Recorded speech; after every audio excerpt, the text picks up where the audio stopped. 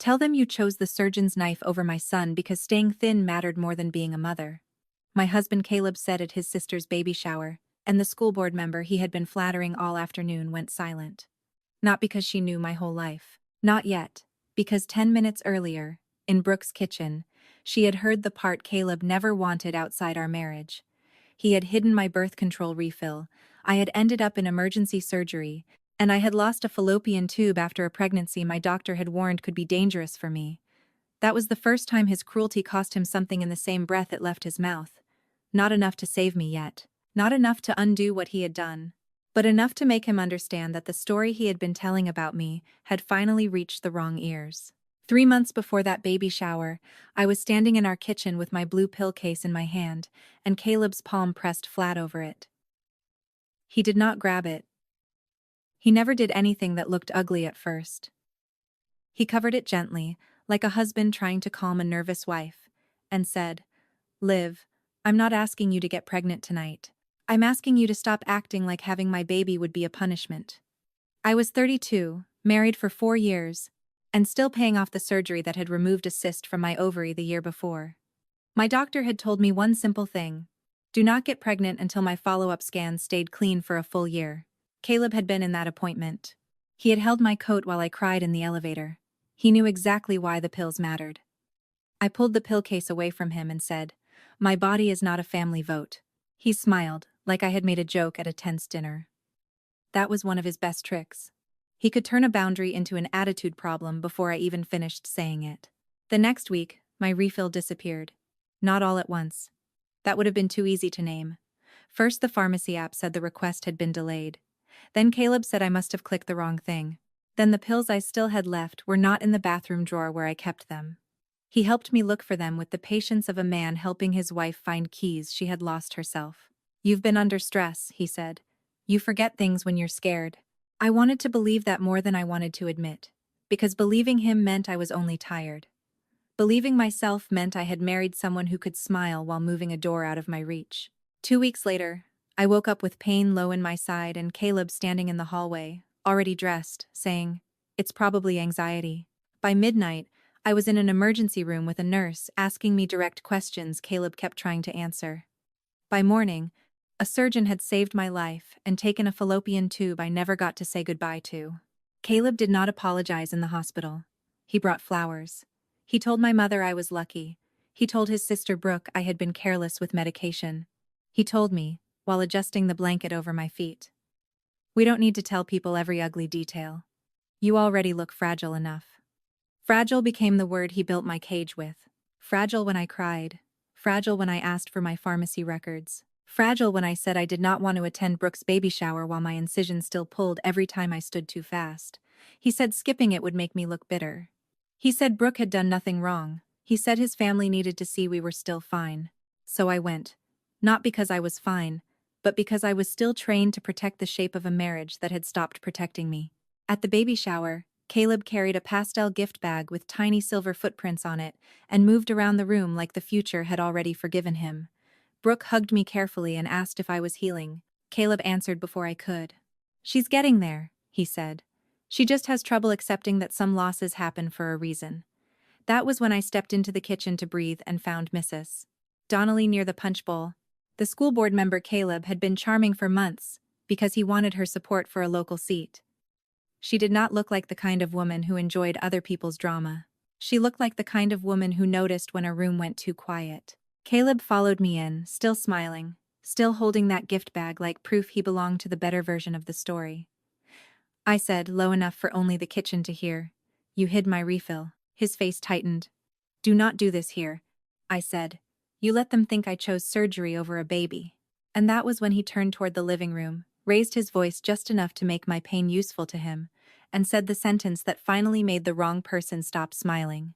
Caleb followed me into the driveway with his polite smile still on, but his voice came out thin when he said, "Get in the car before you make me lose more than a stupid board seat." For 1 second, I forgot the pain in my side. Not because he had threatened me, because he had just named what scared him. Not my surgery, not the tube I had lost, not the fact that he had hidden my birth control and then called me selfish in front of his family.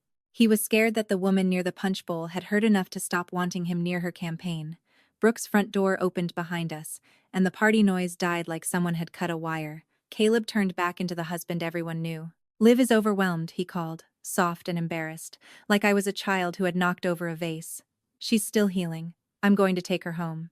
He reached for my elbow. I moved before his fingers landed. I stepped around the bumper and put the car between us, because I finally understood something simple.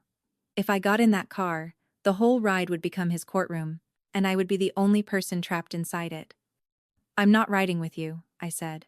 My voice shook, but the words came out clear. Mrs. Donnelly walked down the porch steps with her phone in one hand and her purse in the other. She was not dramatic. She did not rush to rescue me. She looked at Caleb the way adults look at a student who has been caught cheating and is still trying to smile through it. I can drive her, she said. Caleb laughed once, sharp and ugly. You don't know what she's like at home. Mrs. Donnelly held his gaze. I know what you sounded like in that kitchen. That was the first crack that did not come from me.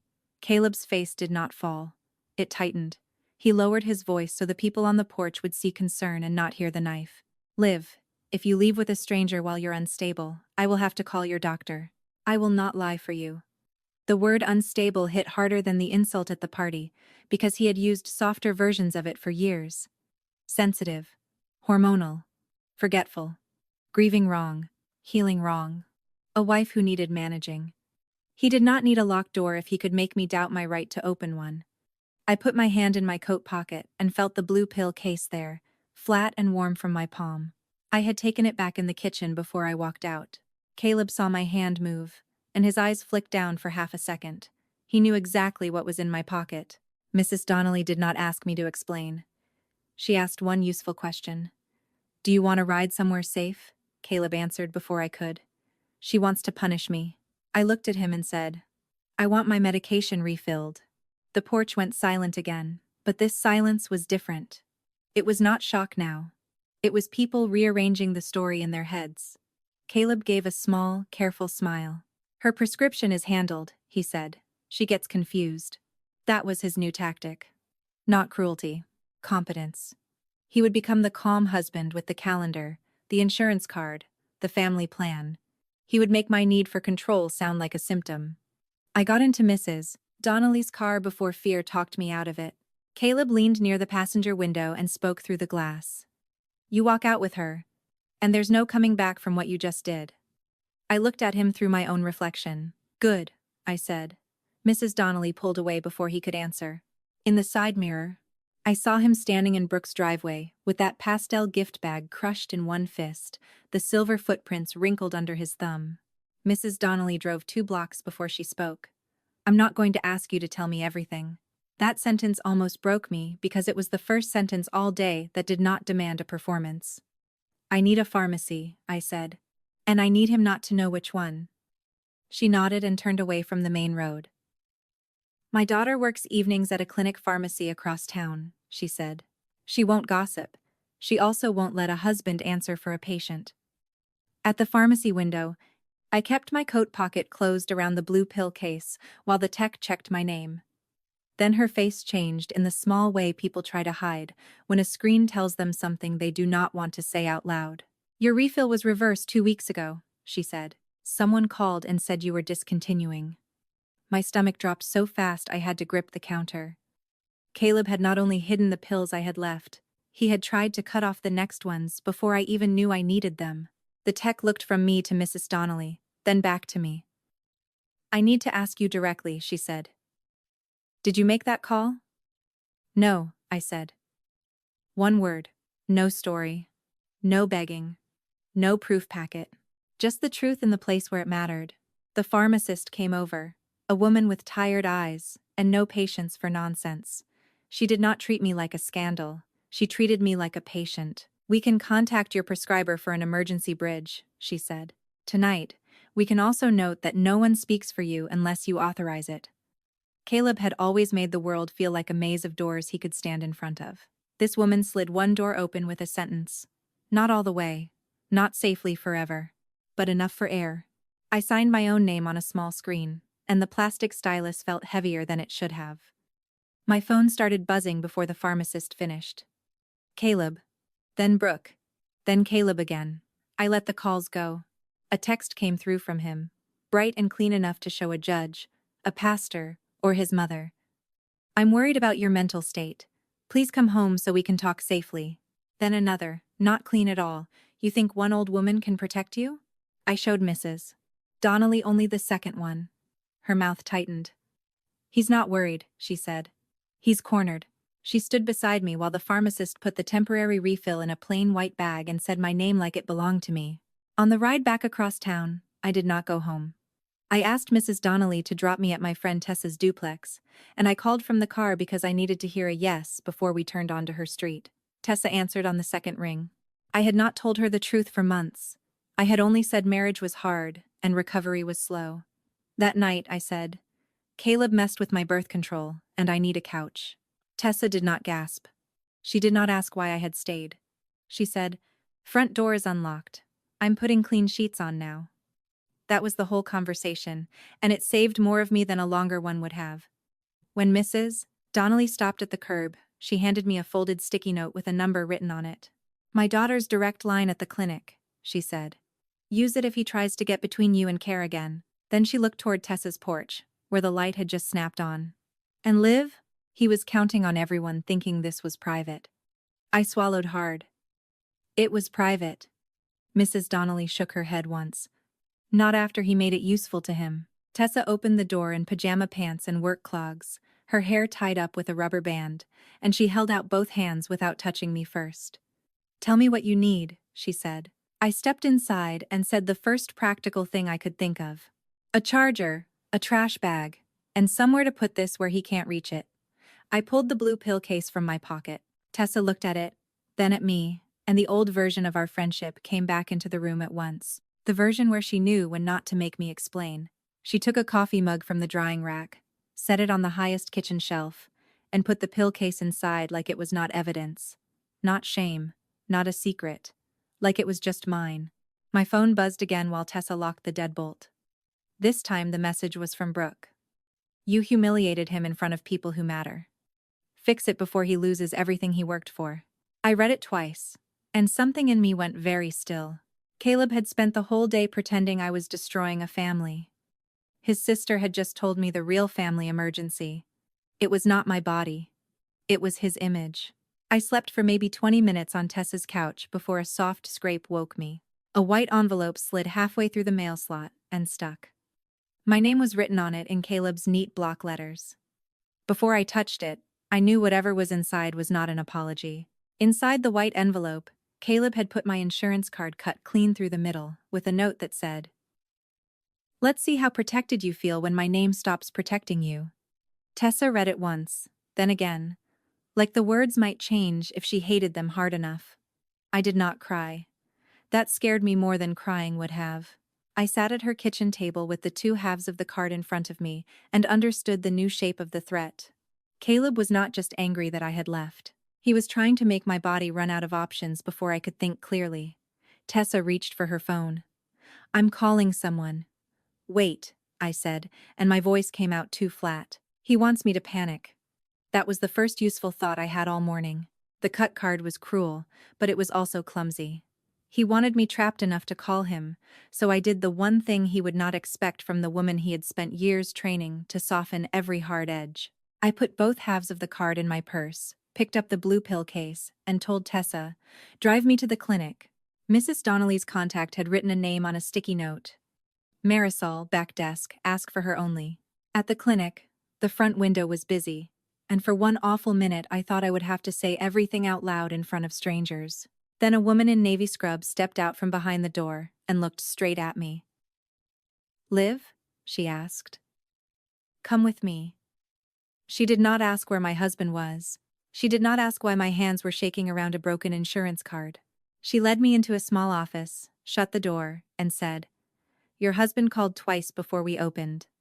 My stomach dropped before she finished. What did he say? Marisol glanced at Tessa, then back at me. He said you were confused after surgery.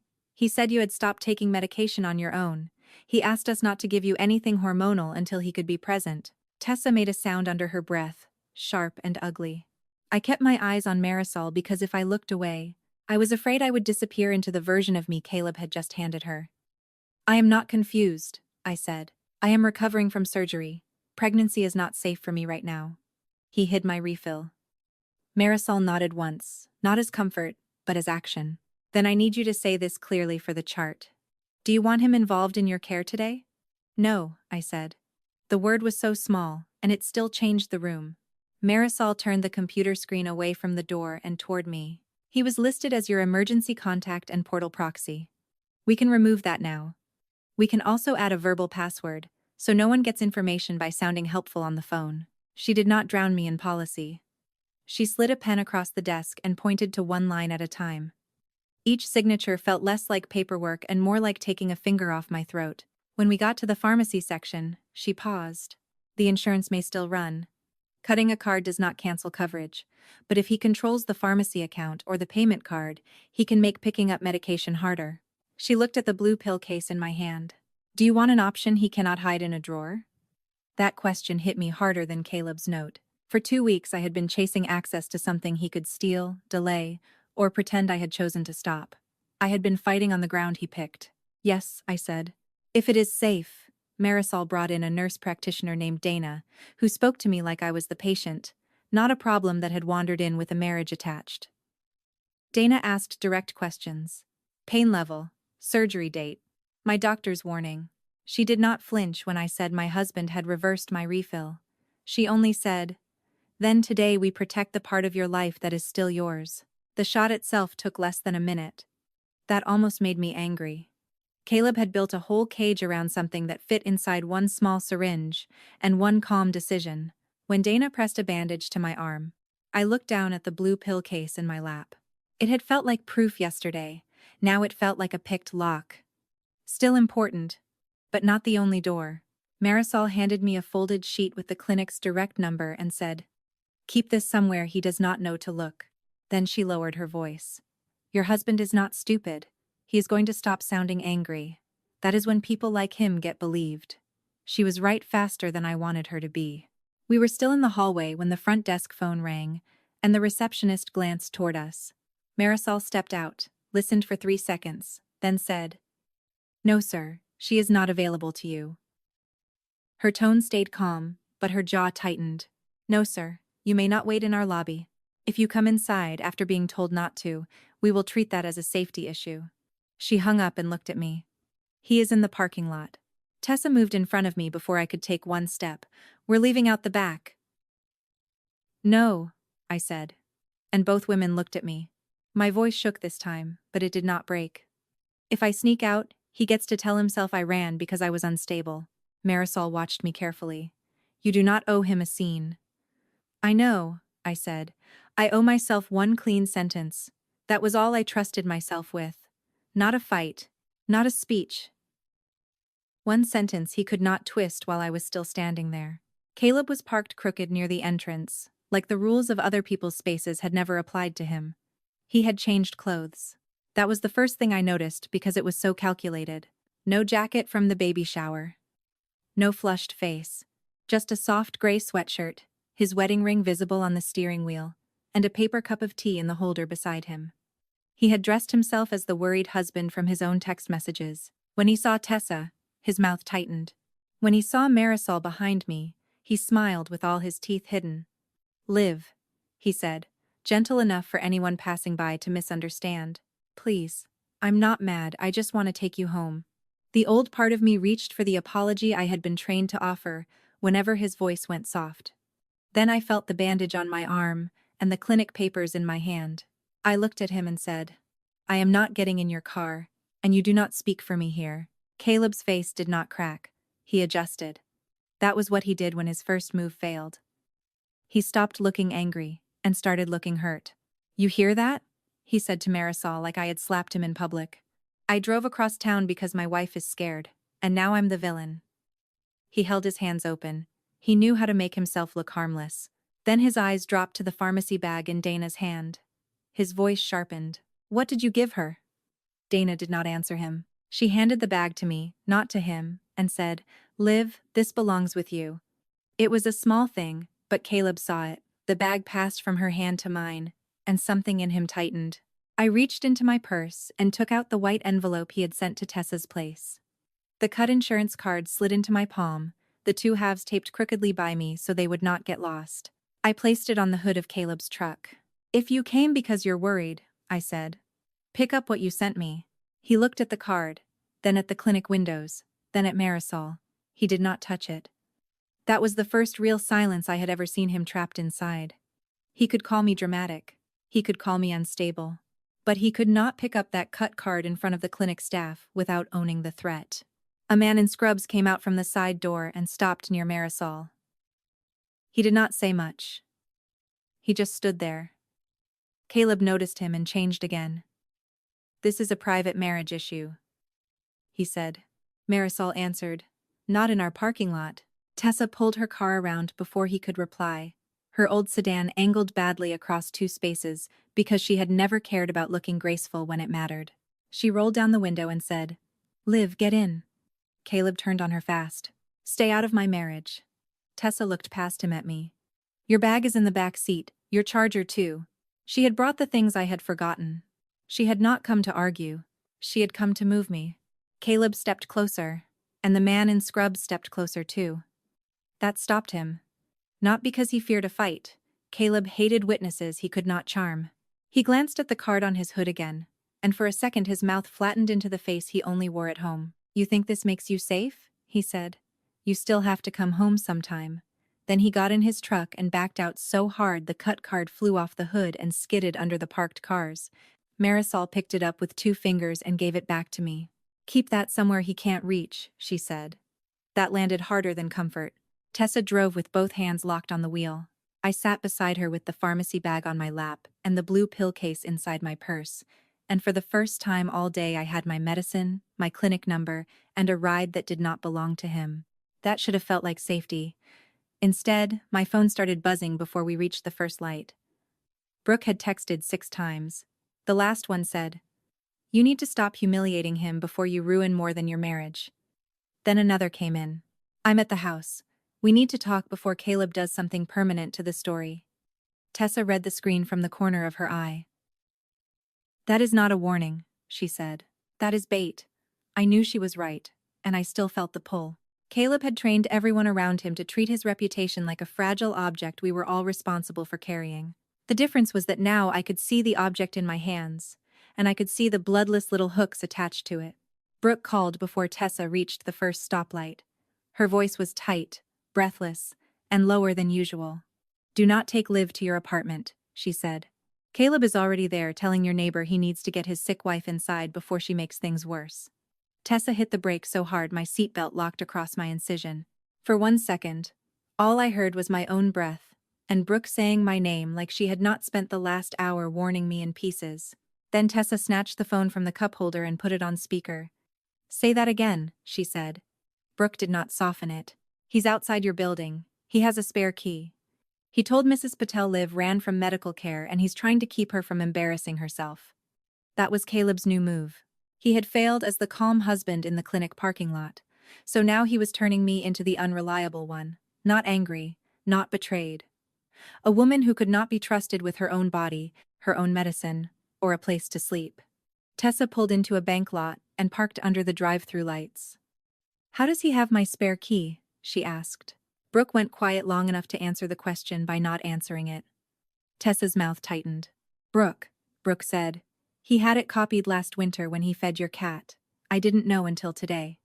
Tessa looked at me, and I saw a second betrayal land on top of the first. Caleb had not just planned for me. He had planned around the people who might help me.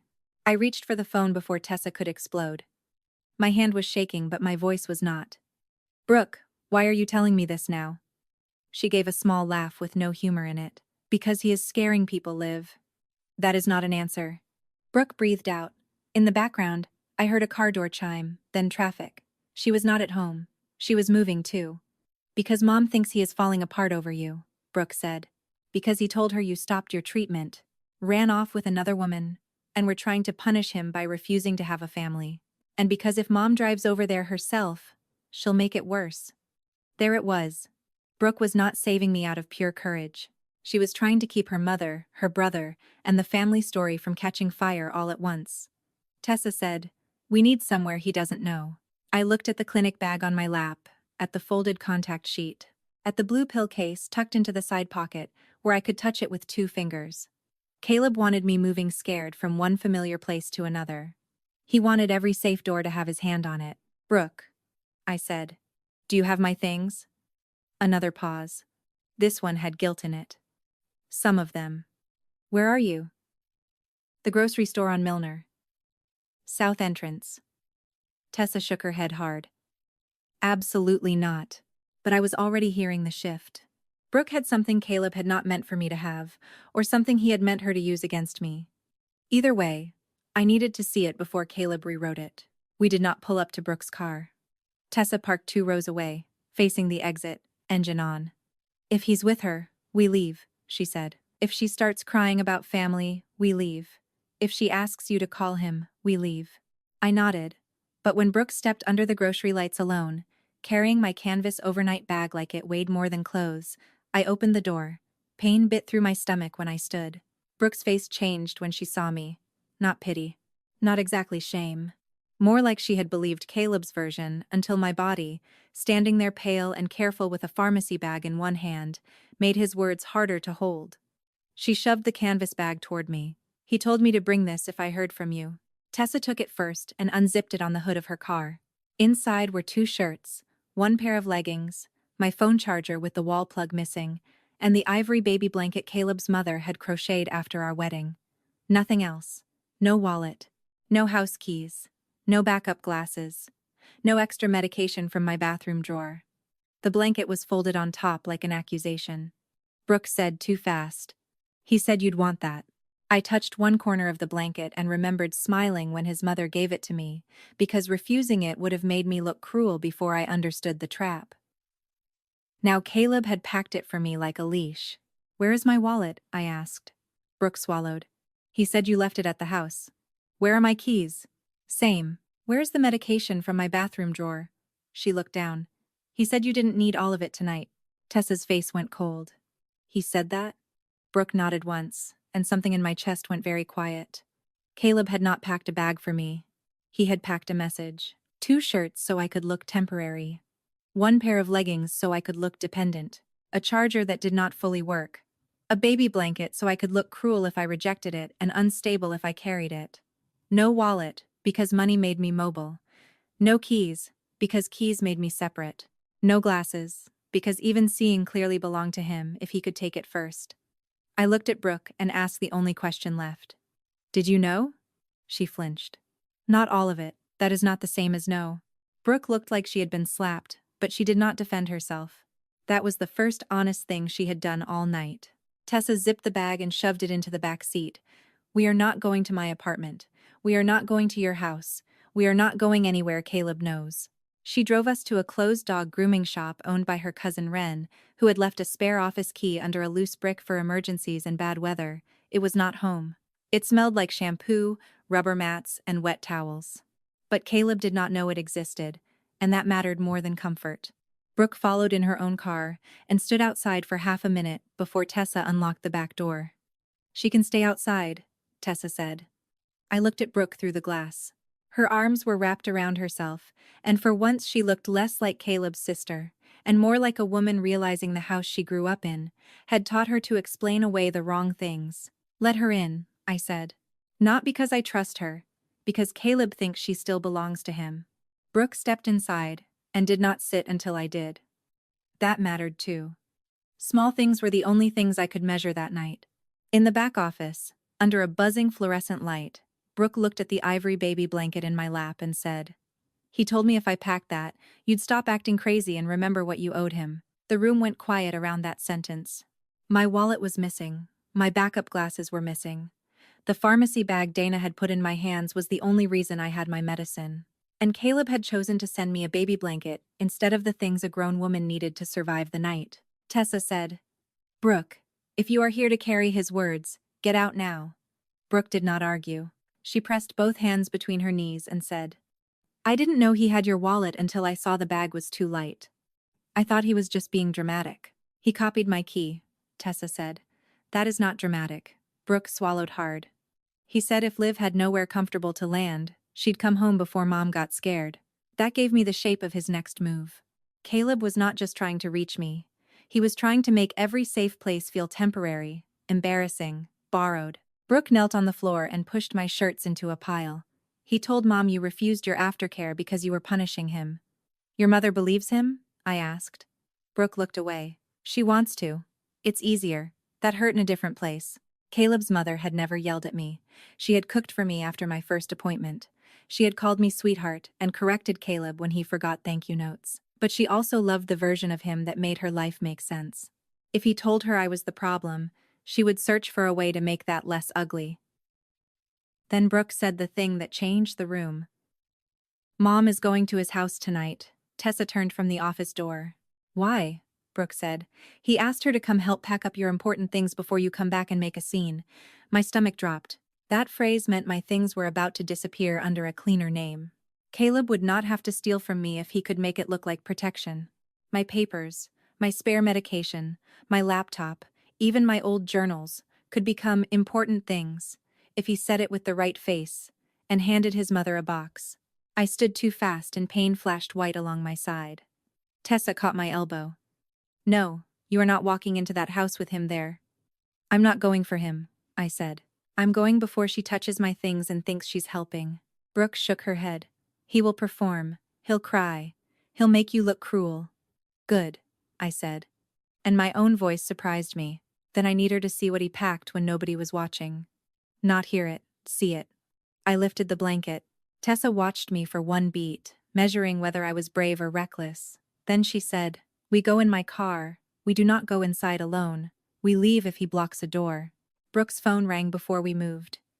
Caleb's name lit up. Brooke stared at it like it could bite her. Answer, I said. Speaker. Tessa started to object, but I shook my head. I did not need a trap. I did not need a perfect recording. I needed Brooke to hear what mask he was wearing now. She tapped the screen. Caleb's voice came through tight and sweet. Where is she? Brooke said. I gave her the bag. Did she calm down? He asked. Not, is she safe? Not, does she have her pain medicine? Calm down. Like I was a dog under a table. Brooke looked at me, and something in her face changed because she finally heard him without the family filter. She noticed her wallet is missing, Brooke said. Caleb's sweetness vanished. Why would you say that to me like it's my fault? Is it in the house? Brooke asked. I'm not letting her run around with cards while she's unstable, he snapped. Mom understands that. You should too. There it was. He did not confess like a villain.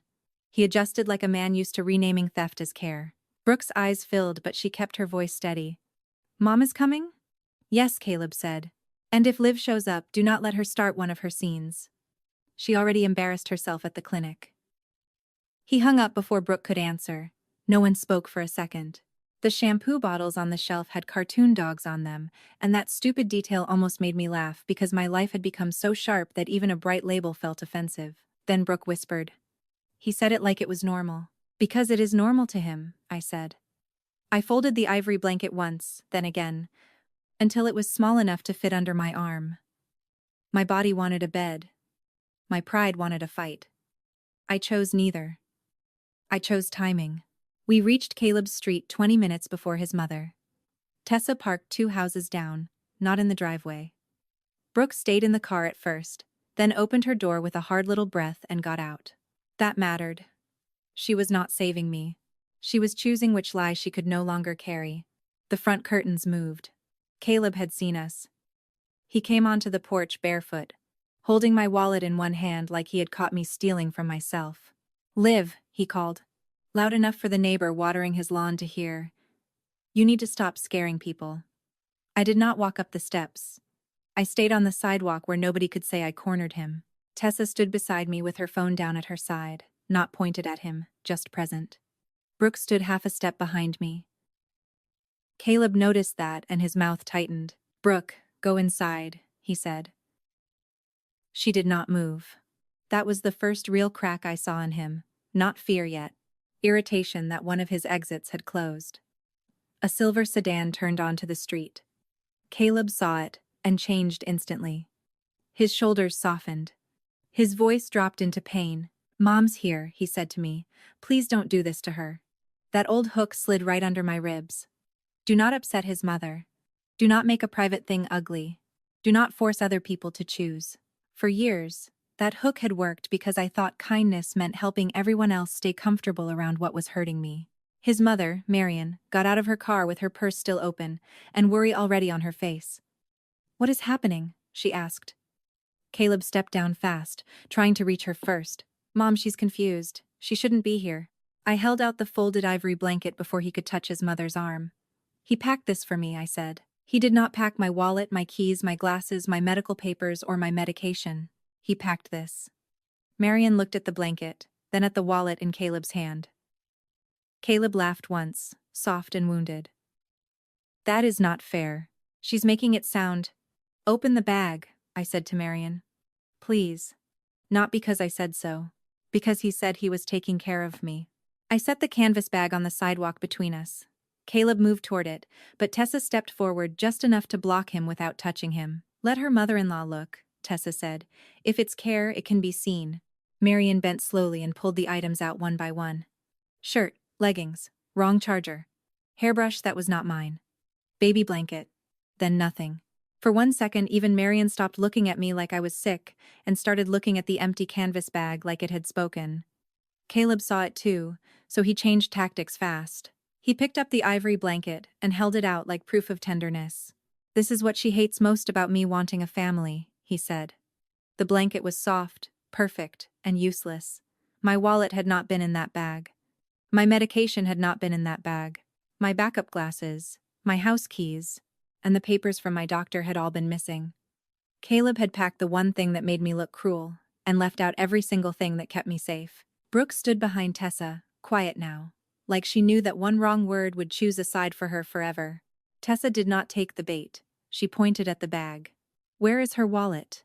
Caleb's face hardened for half a second, then smoothed out again. "Safe." Marion turned toward him. "Safe where?" Caleb gave a small laugh, like the question itself was unreasonable. "In my office. With the rest of the important stuff." She was leaving in a panic. I didn't want her losing it. That was the first crack that made sound. Not because he admitted enough to save me, but because he admitted the one thing he could not dress up fast enough. He had my life locked in his office while calling it care. I stepped forward before he could talk over the silence. My incision pulled, sharp and low, but I kept my voice plain. "I want my wallet, my keys, my medication, my glasses, my medical papers, my laptop, and my journals.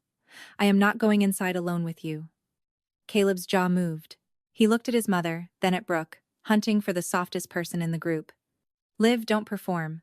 This is my home too," I said. "Then bring my things outside." He smiled without warmth. "You don't even know what you need right now." Brooke made a sound behind me, small and ashamed, and Caleb turned on her at once. "Don't start." That was when Brooke finally stopped being useful by accident and became useful on purpose. She stepped around Tessa and faced Marion, not me. "He told me to stall them," Caleb snapped. "Brooke." She flinched, but she kept going. "He said if I kept Liv away until you got here, you'd help him talk sense into her. He said she was refusing treatment and making everyone panic." Marion's hand tightened on her purse strap. Brooke swallowed. "He also said, if I helped, he'd cover the bill I was behind on." I wanted to believe he was just scared. "I'm sorry, Liv." Caleb's mask did not fall all at once. It shifted into something colder and more practical. "So now I'm the villain because I helped your sister with money?" he said. "I'm the only person here trying to keep my wife from destroying her life." I did not argue about the baby. I did not explain my body to his mother on his porch. I picked the blanket up from the sidewalk and held it out to Marion. "This is the only personal thing he packed right. Everything else I need to function is in his office. If this is care, ask him to unlock the door."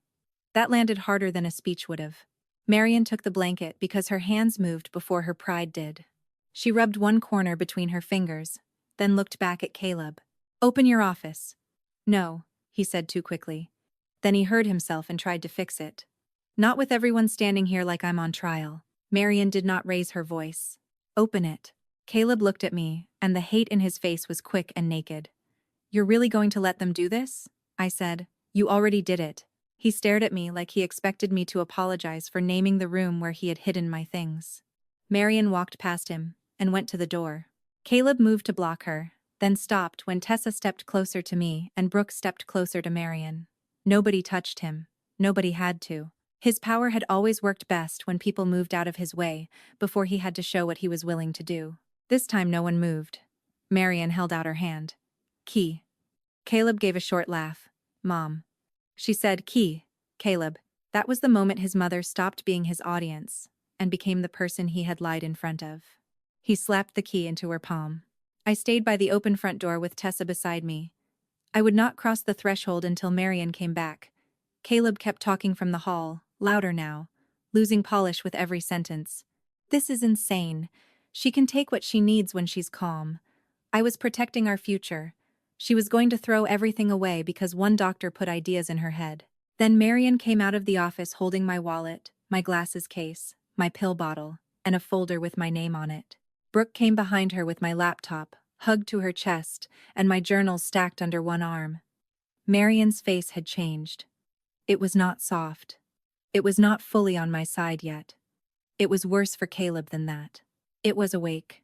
Why was her medication in the bottom drawer under your tax files? She asked. Caleb said. Because she wasn't taking it responsibly. Why were her keys in an envelope with Tessa's address written on it? Marian asked. That one hit the porch like a dropped plate. Tessa turned her head slowly toward him. Caleb did not answer. He looked at Brooke instead. Give me the laptop. Brooke backed away. No. I took my wallet from Marian first. The weight of it in my hand almost made my knees go weak. Not because of the money inside, but because every card in it had my name without his permission attached. Then I took my glasses, my medicine, my papers, my laptop, my journals. I checked only enough to know they were mine. I was not going to stand in his doorway and prove my own belongings one by one while he watched me perform damage control for him. Caleb tried to step in front of Tessa's car when I turned to leave. Not close enough to touch me. Just close enough to remind everyone that he still believed other people's exits belonged to him. Marian saw it before I said a word. Move, she said. Caleb stared at her. You're choosing this? Marian looked at the blanket in her hands, then at the office key still pressed into her palm. I am choosing to stop helping you hide what you are doing. That sentence did what my pain never could. It made his story collapse in front of someone he needed. Brooke opened the back door for me, and Tessa put my things inside one by one like she was returning bones to a body. Caleb stood on the sidewalk with his mouth open. No clean sentence left. The neighbor had stopped watering his lawn. Marian still held the blanket. Mrs. Donnelly's name lit up on my phone as Tessa pulled away. I let it ring once, then answered. Her voice was calm, but there was steel under it. Caleb called me, she said. He wanted to explain the misunderstanding before the committee heard rumors. I closed my eyes. And? Mrs. Donnelly said. There is no board seat for him to lose anymore. I looked back through the rear window. Caleb was getting smaller in the street, still trying to talk to his mother, still reaching for the version of himself she had finally stopped holding up for him. I thought losing him would feel like a door slamming. It did not. It felt like hearing a lock turn from the inside. I did not go back that night. I stayed at Ren's dog grooming shop until morning with a towel under my head and my wallet tucked under my pillow like a passport. Tessa slept in the chair with her shoes on. Brooke sat on the floor by the door, awake every time I opened my eyes. At sunrise, I called the clinic and changed every contact number. I called my bank and changed every password. I called a locksmith for Tessa before I called one for myself. Then I called a lawyer from the sidewalk outside the shop because I needed to say the words in the open air. My husband withheld my medication, took my documents, and tried to make people believe I was not able to speak for myself. The woman on the other end did not gasp. She said, "Start with the dates." So I did. I gave her the date of the missing refill, the date of the surgery, the date of the baby shower, the date Caleb cut my insurance card and slid it through a mail slot because he thought fear would send me home. When I finished, my voice was tired but still mine. Caleb texted me once that afternoon. You have destroyed this family. I stared at the words for a long time, waiting for guilt to rise. It came, but weaker than before, like a habit that had lost its owner. Then another message came from Marian. I found your house keys in his desk. Brooke is bringing them to Tessa. I am sorry I wanted the easier truth. That one made me cry. Not because it fixed anything. It did not. But because someone inside his family had finally admitted the truth had been made hard on purpose. I put the phone down, took my medicine with a glass of tap water, and set the blue pill case on the table in front of me. For months, that little plastic case had been the center of the battle. Caleb thought controlling it meant controlling the whole story. He was wrong. The story did not change when I got the pills back. It changed when I stopped asking dangerous people for permission to protect myself. He wanted everyone to believe I had chosen a surgeon's knife over his future. What I had really chosen, finally and completely, was my own life over his version of it.